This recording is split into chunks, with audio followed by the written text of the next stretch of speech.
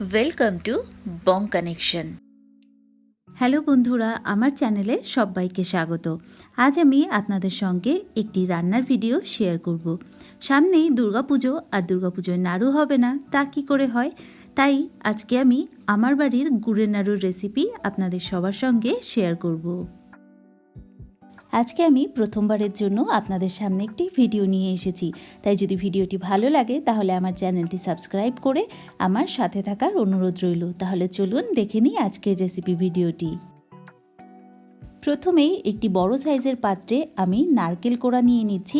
এখানে আমি 3 cup fresh নারকেল কোড়া নিয়ে নিচ্ছি। আমি একটি কফি মাগ দিয়ে এখানে মেজারমেন্ট করে দেখাচ্ছি। 3 কাপ নারকেল কোড়ার সঙ্গে আমি এখানে নিয়ে নেব গুড়, যেহেতু গুড়ের নাড়ু তৈরি করছি। 3 কাপ নারকেলের সঙ্গে আমি এখানে 1.5 কাপ গুড় দিয়ে দিচ্ছি। আমি এখানে গুঁড়ো গুড়ের ব্যবহার করেছি, আপনার কাছে যেটি রয়েছে আপনি সেটি দিয়েই তৈরি করতে পারেন। সাথে দিয়ে দিচ্ছি আধা কাপ চিনি। চিনি আর গুড় দুটো মিশিয়ে তৈরি করলে নাড়ুর বাইন্ডিং এবং স্বাদ দুটোই খুব সুন্দর হয়। এবার হাত দিয়ে ভালো করে মেখে নেব। হাত দিয়ে যত ভালো করে আমরা এই মিশ্রণটাকে তৈরি করে নেব, নাড়ুটা ততই সুন্দর তৈরি হবে। চিনি এবং গুড় দুটো একসঙ্গে মিশিয়ে নাড়ু তৈরি করলে নাড়ুর কালারটাও খুব সুন্দর আসে, তবে আপনি চাইলে এখানে শুধু গুড়ের ব্যবহারও করতে পারেন। নাড়ু তৈরির জন্য মিষ্টির পরিমাণটা একদম সঠিক হওয়া প্রয়োজন, তাই আমি এখানে একটি কাপের সাহায্যে মেপে দেখালাম পরিমাণটা।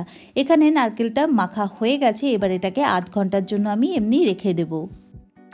আধ ঘন্টা পর নাড়ু বানানোর জন্যে আমি গ্যাসে একটি কড়াই বসিয়ে দিয়েছি। তাতে আমি নারকেলের আর গুড়ের মিশ্রণটা এখানে ঢেলে দিচ্ছি। গ্যাসের ফ্লেমটাকে এই সময় আমি একদম লোতে করে রেখেছি, আর পুরো নাড়ুটাই তৈরি করব আমি গ্যাসের ফ্লেমকে একদম লোয়ে রেখে।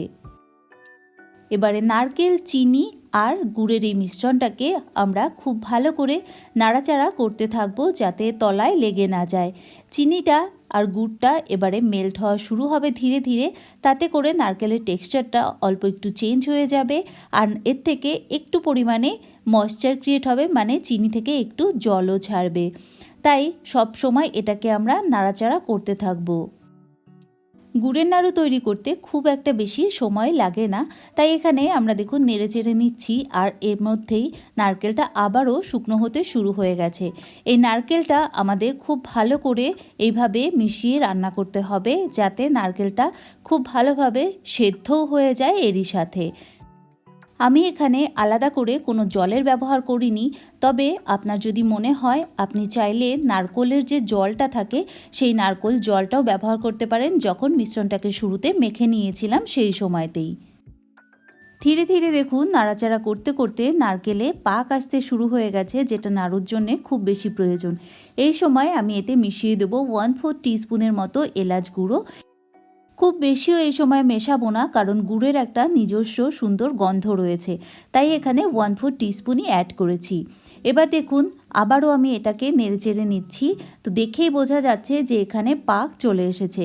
খুব বেশি কড়া পাক হয়ে গেলে নাড়ুর বাইন্ডিং ভালো হবে না, তাই এই সময়ই গ্যাসের ফ্লেমটাকে আমাদের বন্ধ করে দিতে হবে এবং ধীরে ধীরে আরও কিছুক্ষণ নেড়ে নিতে হবে, তাহলে নারকেলটা একটুখানি ঠান্ডা হয়ে যাবে। কিন্তু একদম খুব বেশিও ঠান্ডা করে নেওয়া যাবে না, তাহলে নাড়ু তৈরি হবে না।